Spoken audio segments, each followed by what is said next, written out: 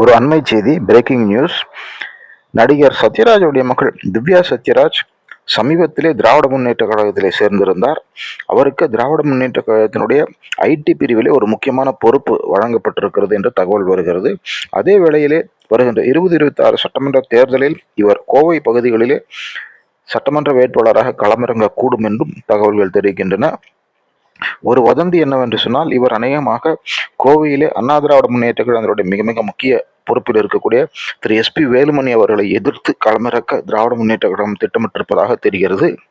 இந்த வதந்திகள் கடந்த 2 நாட்களாக வலம் வந்து கொண்டிருந்த பொழுதுதான் திவ்யா சத்யராஜுக்கு திமுகவுடைய ஐடி பிரிவிலே ஒரு முக்கியமான பதவி வழங்கப்பட்டிருக்கிறது.